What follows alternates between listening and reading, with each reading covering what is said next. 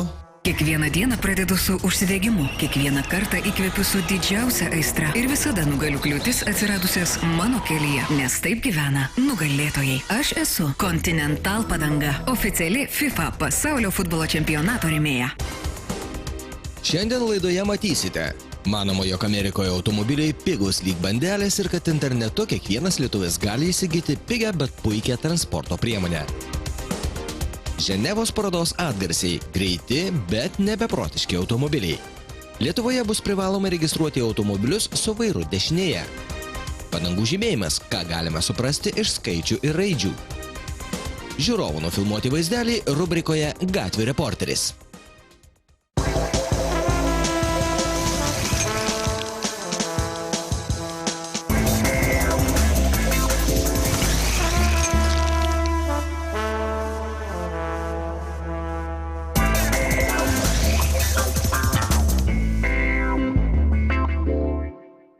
Amerika yra svajonių šalis ne tik norintiems gyventi geriau, bet ir pigiau įsigyti automobilį. Kaip žinia, šioje šalyje automobiliai yra gerokai pigesni negu Lietuvoje ir dėl to daugelis mūsų vairuotojų lankosi interneto portaluose, žvalgosi, kas po kiek parduodama. Taigi, mūsų reportažas – Amerikinė svajonė.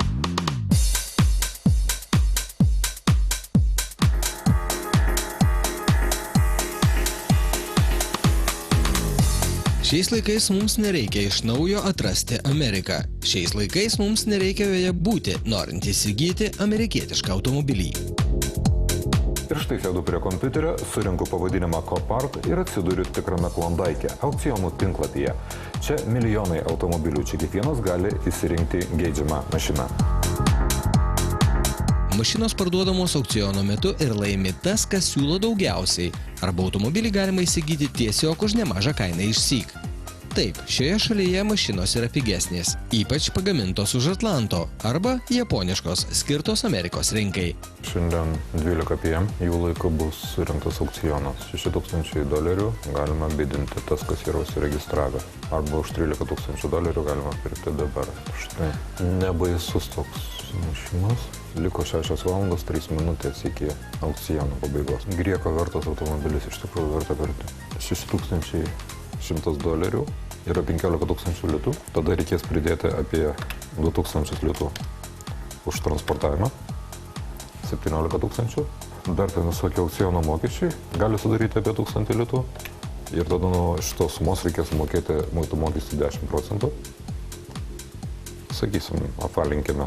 Tai bus 20,000 litų. 20,000 litų už Subaru Outbacką, kuris yra praktiškai visiškai naujas. 2013 metų. Puikus pirkinys.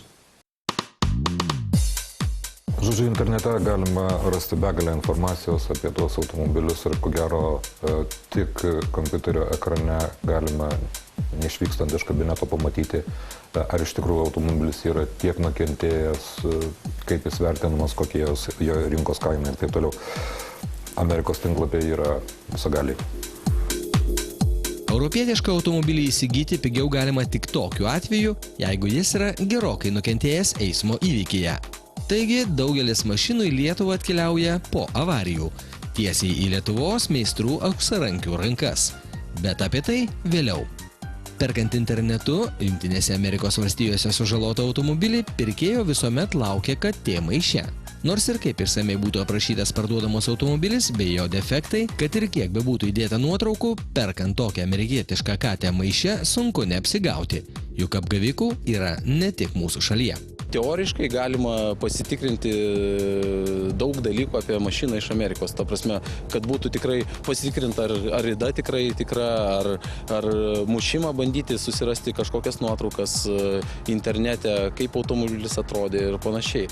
Bet pavojus aišku slypi, jeigu tu perki nuotraukas. Amerikoje yra specializuoti tinklapiai, kurie tiesiog už nedidelį mokestį gali pasakyti visą teisybę apie tą automobilį. Taip, vienas iš tokių yra Carfax. Kiek kainuoja, reiškia, to automobilio patikrinimas? Perkant vieną patikrinimą automobilį kainuoja $30, jeigu perki iškart 5, sakykime, 5 automobilius nori pasitikrinti, kainuoja $50, kas reiškia $10 vienam automobiliui. Ir Amerikoje pasitaiko daug skendusių automobilių nukentėjusių potviniuose. Iš tikrųjų gali nusipirkti netyčiomis ir tokį automobilį. Jeigu nepatikrinsi duomenų, bet Carfax duomenų bazėje, kiek teko tikrinti, tikrai visi automobiliai turi tos įrašus ir tiesiog gali nusipirkti galbūt čia Lietuvoje turguje sveiką automobilį ir nežinot, kad jisai buvo skendęs. Bet Amerikoje, manau, tikrai gali pasitikrinti ir taip jau sakyti, kad kažkas tave apgaus ir tau parduos skendusį automobilį kaip sveiką, aš tikrai neteko net ir girdėti, sakykime.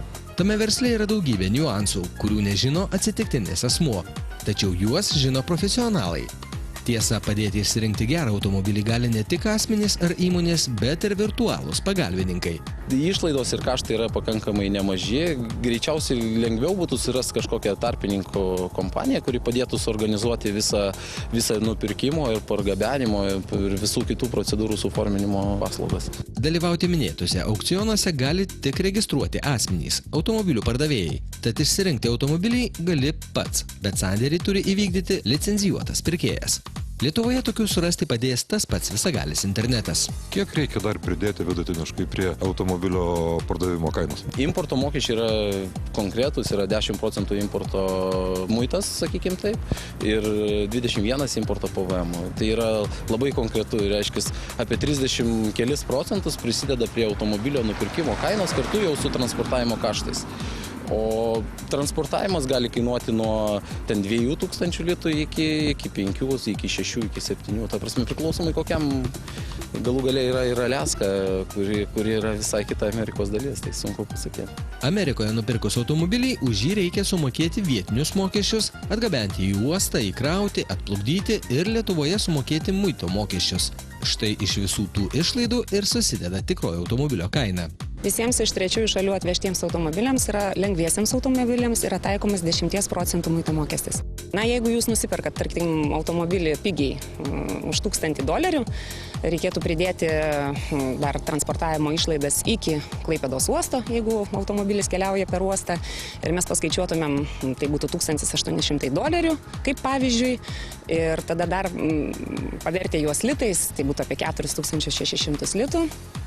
Mes skaičiuojame 10% muito mokesčio. Dar pasiskaičiuojame išlaidas, kurias čia jūs patirsite deklaravimo ir kitas išlaidas jau atvykęs į Klaipėdos uostą. Sudėję tą visą sumą mes dar dauginame iš 21% PVM mokesčio. Iš viso mes tada gauname, jeigu automobilis jau litais skaičiuojant jums atsiėjo nusipirkti už 2600 litų, tai mokesčių jums dar reikėtų sumokėti 1600 litų. Čia tiesiog yra kaip pavyzdys apie. Tai jūs galite įsivaizduoti, kad tas automobilis, ne taip jau pigiai ir atsieina, jeigu mes sumokam visus privalomus sumokėti mokesčius. Tačiau dažnai mūsų verslininkai negali sau leisti ramiai sumokėti rodos nedidelio muito mokesčio. Jie bando dar labiau sutaupyti, jie bando apgauti muitininkus. Taip, tokių atvejų tikrai pasitaiko, tačiau muitinė visada turi tokių saugiklių, kaip kad šito būtų išvengta, kad tas pažeidėjas būtų išaiškintas ir paprastai, jeigu jai kyla įtarimų, ji muitinio tikrinimo metu paima garantiją, tada tyrimai jau vyksta po muitinio įforminimo, tada yra tikrinamos vertės, ar tikrai jos tokios buvo, užklausos yra daromos, taip kad mokesčiai vis tiek teisėti privalomi mokėti mokesčiai, jie yra išieškomi. Taigi dabar jau matome, kad iš Amerikos atgabentas automobilis nėra jau toks pigus, kaip atrodė šio reportažo pradžioje. Keliaudamas iš už Atlanto į Lietuvą, jis gerokai pabrangsta. Kita vertus, nesi 100% tikras, kokį automobilį pasitiksi uoste, kiek jis iš tikrųjų yra sužalotas. Daugelio pirkėjų laukia nemalonūs siurprizai. Kitoje mūsų laidoje tęsime reportažą apie automobilius iš Amerikos.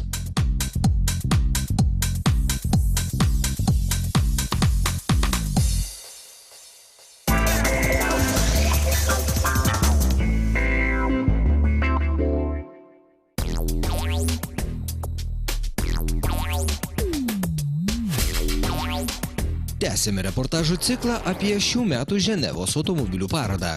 Šiandien tęsime pažintį su greitais automobilių modeliais debiutavusiais pavasarinėme naujienų forume Ženevoje ir papasakosime apie žemiškus, tačiau kraują kaitinančius debiutus. Pradžiai porą karštų hatchbackų versijų, kurias norint nusipirkti ir išlaikyti, nereikia turėti nuosavos naftos kompanijos ar pardavinėti savo organus.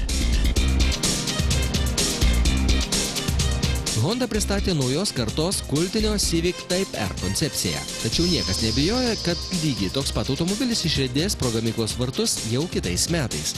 280 arklio galių šeimyniniam hatchbackui neblogai.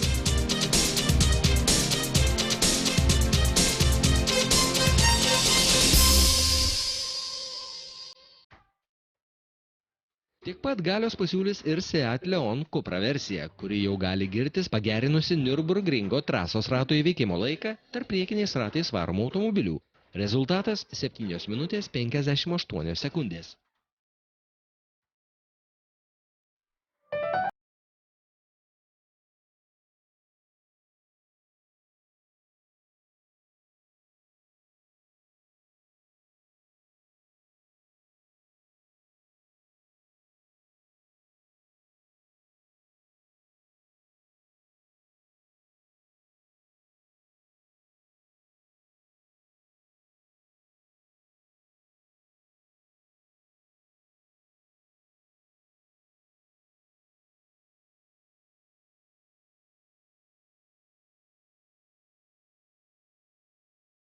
Nuo 0 iki 100 km per valandą greitį šeimyniniam universalui leis pasiekti tik vos per 4,8 sekundės, o maksimalus greitis bus ribojamas elektronikos iki 300 km per valandą.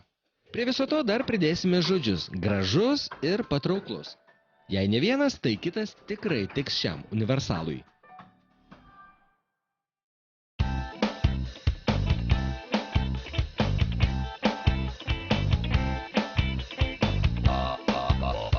Audi S1 Sportback dar vienas greičio užtaisas, vertas sportiško modelio vardo. Spręskite patys. 2 litrų darbo tūrio TFSI jėgainė, pasiekianti 231 arklio galią, firminė Audi 4 varomų ratų sistema, sąlyginai lengvas kėbulas ir pagreitis iki 100 km per valandą per 5,9 sekundės.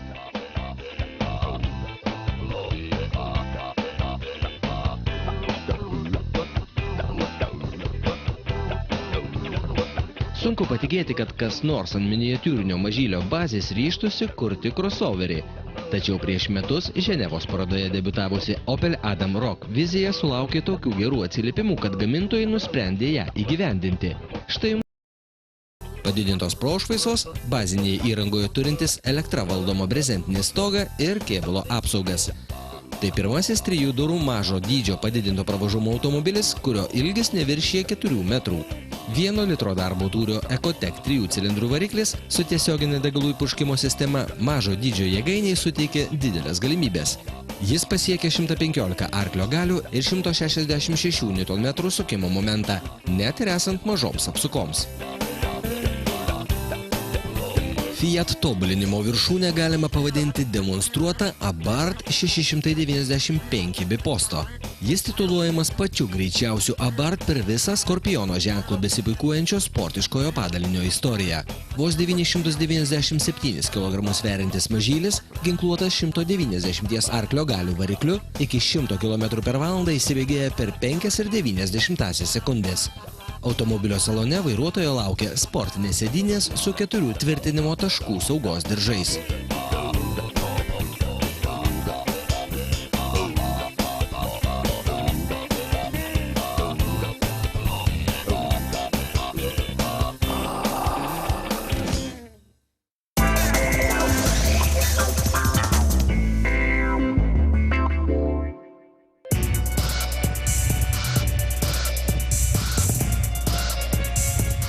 Lietuva turės registruoti automobilius su vairais dešinėje. Taip nusprendė Briuselis. ES teisingumo teismas nusprendė, kad dešinėvairių automobilių registravimą draudžianti Lietuva pažeidė ES teisę, taip apribodama laisvą prekių judėjimą. Taigi, dešinėvairius automobilius privalėsime registruoti ne tik mes, bet ir kaimyninės šalys – Latvija, Estija, Lenkija. Saugaus eismo besirūpinančios Lietuvos institucijos prieštaravo prieš tokių automobilių importą. Tačiau tokių automobilių eksportų yra suinteresuota Jungtinė karalystė, neturinti kur atsikratyti senomis mašinomis. O Lietuva, garsėjanti sumaniais automobilių verslininkais, galėtų būti neblogas kanalas naudotiems automobiliams išvežti iš Anglijos. Tačiau tai galėtų dar labiau pabloginti saugumą mūsų keliuose. Mano specialistai, mat automobilius su vairu dešinėje manevruoti yra kur kas sunkiau. Tai jeigu mes skaidysim vairavimą į dvi dalis, kai vieną žiūrėkime dalį pagrindinę, sakysim, pirminę, kaip vairavimo technika, sustot, pasukti, įsibėgėti, tai čia jokio skirtumo nėra. Ar dešiniai tu sėdi, ar kairiai, lygiai tas pats. Viskas prasideda tada, kada pradedam mąstyti apie iš tiesų dalyvavimą eisme. Kada mums reikia manevruoti, aplenkti, pasukti, sustoti, praleisti. Va tada, kada reikia apžvelgti, matyti eismo situaciją, va tada ir čia ir atsiranda bėdos sėdint dešinėje, ne ten, ne ta kryptim, kur vyksta eismas. Turbūt vis dėlto pavojingiausias momentas yra lenkimas, kai nematai, kas yra priekyje, kai tenka iškišti nemažą automobilio dalį, norint pamatyti kelio perspektyvą. Tai lenkimas, žinoma, vienas iš pavojingiausių, pats, kas labiausiai krenta į akis. Dar dabar prieš pokalbį pagalvoju, tai ne tik lenkimas, pasimkim paprastą situaciją, va čia sankryžoje, pažiūrėkim, posūkį į kairę reikia daryti. Neretai, kada du automobiliai sankryžoje vienas priešais kitą daro posūkius į kairę, mums reikia labai pasižiūrėti, o kasgi ten už to neatvažiuoja automobilis tiesiai. Ir turbūt sutiksi, kad mieste tokios avarijos pačios stipriausios būna iš miesto avarijų. Kadangi važiuojantis tiesiai priešais automobilis nemažina greičio, jis nori prašokti, o mes nematome, ar yra ten, ar nėra. O kantrybės palaukti ir praleisti nėra. O tokių avarijų gali irgi padaugėti, o jos irgi rimtos avarijos, tai ne vien geležiukai nukenčia, ir žmonės nukenčia. Apie lenkimus jau ir kalbėti sunku. Europos Baltos knyga sako, kad mes turim įeiti iki nulių žuvusių keliuose.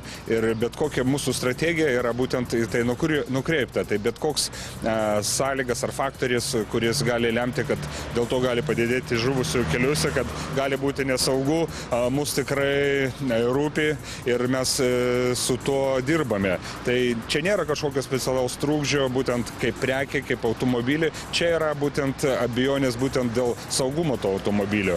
Mes sakom, kad taip, tai automobilis techniškai tvarkingas, kuris pritaikytas važiuoti tam šaly, kur yra išleistas tai rinkai, bet jeigu jis bus pastoviai naudojamas čia Lietuvoje, tai tikrai turi būti tam pritaikytas, kad ir kitas, kuris važiuoja su įprasta transporto priemonė, su vairu iš kairės pusės, būtų žinotų, kad jis tikrai yra apsaugotas iš poveikio iš išorė.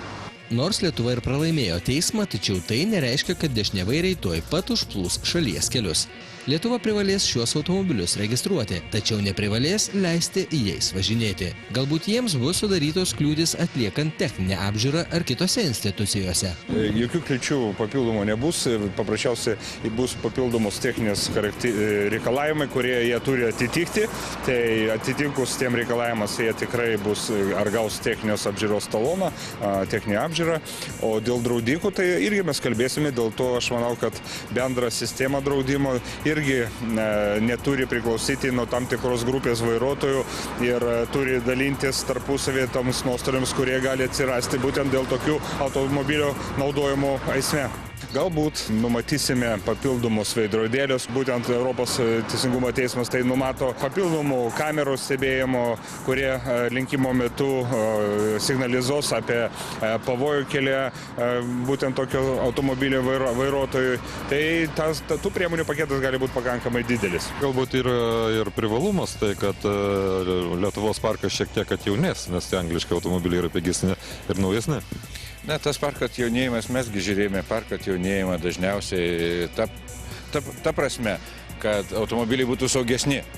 Tai toks atjaunėjimas būtų gerai, geri įstatymai būtų, bet šitoks atjaunėjimas, kažin, čia lazda su dviem galais ir abu galai ne į tą pusę pagal mane.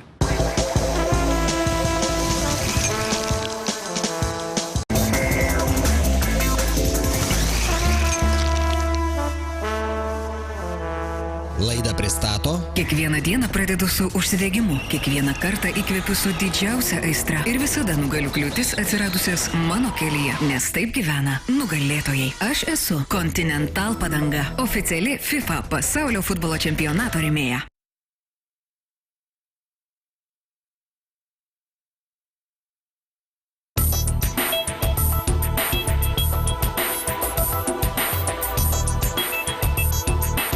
Tubeless, Radial, DOT ir daug kitų kombinacijų glumina tikriausiai ne vieną paprastą vairuotoją. Tačiau susipažinus su padangų žymėjimu, tiek naujas, tiek naudotas padangas pirkti bus labai paprasta. Padangos dydis pasako, ar ji tiks mano automobiliui. Pavyzdžiui, čia yra padanga, kuri pažymėta 225/45 R17V. Skaičius 225 nurodo padangos plotį milimetrais. Taigi ši konkreti padanga yra 225 mm pločio. Skaičius 45 rodo santykį tam padangos pločio ir sienelės aukščio procentais. Taigi šios padangos aukštis sudaro 45 procentus jos pločio. Na, o R17 nurodo ratlankių, ant kurių padanga bus montuojama, skersmenį coliais. Taigi ši padanga tiks 17 colių ratlankiams. Raidė V rodo, kokiu didžiausiu greičiu galiu važiuoti su šia padanga. Būtent V reiškia, kad ji gali atlaikyti iki 240 km/h siekiantį greitį.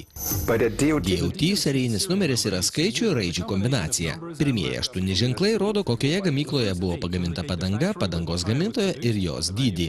O paskutiniai 4 skaitmenys iš tiesų yra patys svarbiausi, nes pasako, kada padanga buvo pagaminta. Tai labai svarbu, perkant naudotas padangas. Pirmieji 2 skaičiai nurodo kalendorinę metų savaitę, o kiti 2 metus. Taigi ši padanga buvo pagaminta 2012 metų 1 rugpjūčio savaitę. TWI arba protektoriaus nusidėvėjimo indikatorius primena, kiek jau yra nusidėvėjusios padangos. Ten, kur ant padangos sienelės rasite šį ženklelį, bus ir juostelės, kurios rodys nusidėvėjimo lygį. Kai tik padangos nusidėvės iki TWI juostelių, bus metas pirkti naujas. Turėčiau parodyti ir kitą nusidėvėjimo indikatorių, naudojama konkrečiai Continental. Jis parodo, kada padanga praras savo sukibimo savybės ant šlapios kelio dangos. Ant sienelės pamatysite kryžiuką su vandens lašu. Kai padangos protektorius nusidėvės iki šio žymeklio, saugumo sumetimais, mes rekomenduojame jas keisti naujomis. Juk kiekvienos padangos sukibimo savybės ant šlapios kelio dangos ženkliai suprastėja likus 3 mm protektoriaus gylio. Ši padanga turi dar vieną ypatybę. Tai SSR simbolį reiškinti Self-Supporting Run Flats. Tai reiškia, kad padanga turi sutvirtintas sieneles. Tad ją pradūrę dar galėsite nuvažiuoti iki dirbtuvių. Kiekvienas gamintojas tokio tipo padangoms turi dar ir specialų žymėjimą. Pavyzdžiui, BMW jo žymimos žvaigždute.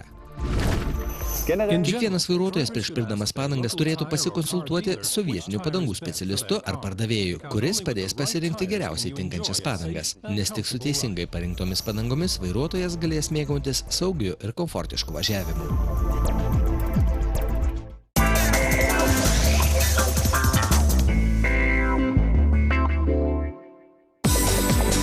Praėjusį trečiadienį Europoje minint mandagumo keliuose dieną, Vilnius tapo pirmuoju šalies didmiesčiu pasiryžusiu mažinti vairuotojų patiriamą pyktį ir pagerinti jų psichologinę savijautą miesto gatvėse.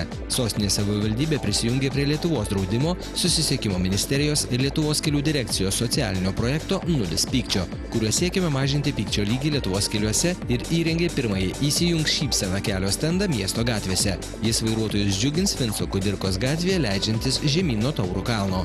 Sostinėje tokie ženklai stovės dar 4 gatvėse. Įsijunk šypseną kelio stendų dizainą išrinko visuomenė. Balandžio 1 dieną baigėsi kelių eismo taisyklėse numatytas privalomas žieminių padangų naudojimas. Nuo šios dienos Lietuvos keliuose galima važinėti vasarinėmis padangomis, o nuo balandžio 1 iki 10 dienos transporto priemonių savininkai dygliuotas padangas privalo pakeisti į padangas be dyglių. Taip pat nuo balandžio 1 magistralėse ir greitkeliuose leidžiame važiuoti greičiau. Lengvaisiais automobiliais automagistralėse leidžiama važiuoti nedidesniu nei 130 km/h greičiu, greitkeliuose nedidesniu kaip 110 km/h greičiu, keliuose su asfalto ir betono danga nedidesniu nei 90 km/h greičiu, kitose keliuose nedidesniu nei 70 km/h greičiu.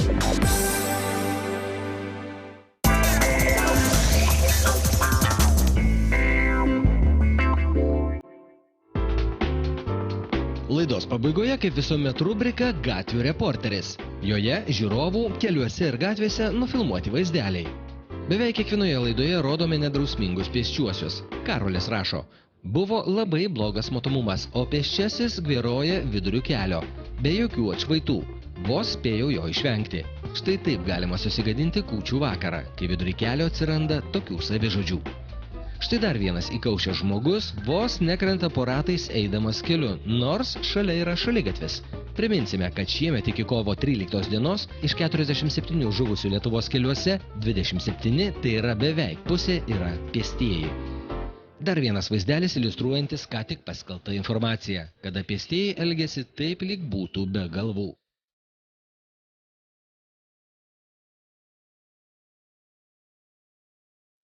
Šiauliuose babutės gatvėmis vaikšto ramiai, tarsi bulvare, rašo autorius, o išgirdusios signalą rodo gestus, nors tikriausiai joms pačioms reikėtų tuos varžtelius galvoje pasitikrinti. Nežinojau, kad pasikeitė kelių eismo taisyklės, juokauja Dovydas, ir kad pėstieji turi eiti ne per žalią, o per raudoną. Juokai juokais, bet tokios situacijos visai nejuokingos. O šis vaizdelis šių dienų aktualija dviem prasmėm. Viena – Lietuvos aktualija – žuvę ir nedrausmingi pėstieji, šiuo atveju kertantis gatvę degant raudonam šviesoforo signalui. Kita aktualija – tikriausiai žinote, kad pėsčiojo rankose Ukrainos vėliava. Ką daugiau be pridursi, nebent autoriaus Mantvydo komentarą. Šis asmuo labai norėjo atkreipti į save dėmesį, tik vietą pasirinko netinkamą. O čia du nekantrūs eismo dalyviai. Vienas bėga per gatvę nepėsčiųjų perėjoje, o kitas, kirtęs dvigubą ištisinę juostą, važiuoja priešinę eismo juostą. Įdomu, ar taip rizikingai toli nuvažiuos. Įspūdingą vaizdelį nufilmavo Gediminas. Eismo įvykį gali sukelti ir šuo, kuriam galima sakyti gyvybę išgelbėjo dviratininkas, nes kitu atveju jis būtų pakliuvęs po motociklo ar mopedo ratais. Na, o pačiam dviratininkui avarija buvo labai skausminga. Laimiai, rodos, nieko labai rimto.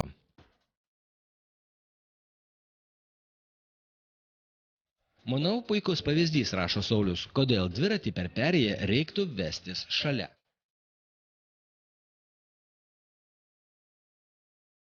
Dar vienas linksmai liūdnas Sauliaus nufilmuotas vaizdelis su dviratininku.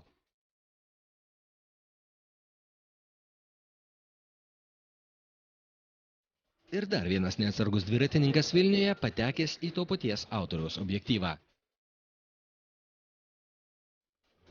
Giedrius rašo, siunčiu jums vaizdo klipą, kurio dalyvis galėtų pretenduoti į nematomo dviratininko nominaciją, jei tokia būtų. Tik paskutiniu momentu pamačiau dviratininką. Na, o mes ir žiūrovai tikriausiai jo nemato. Negalėjau patikėti savo akimis, kad dviratininkai taip nesaugo gyvybės. Jis važiavo priešingą pusę, bet švaitų ar žibinto. Na, tikrai dviratininką pastebėti sunku, ypač važiuojant prieš saulę, bet sustabdytame kadre jo šešėlis matomas. Pažiūrėkite dabar. Priminsime, kad per šių metų 2 mėnesius buvo net 17 kartų automobiliai susidūrė su dviratininkais. Pernai Lietuvos keliuose žuvo 18 dviratininkų, sužeista 314. Gerokai daugiau nei 2/3 eismo įvykių, kuriuose dalyvavo dviratininkai, įvyko dėl jų pačių kaltės. O kaip galima vertinti tokį kelių erelį ar gaidelį, manau daugelis mūsų laidos žiūrovų žino. Taip netyčia galima ir žmogų užmušti, rašo autorius Karolis.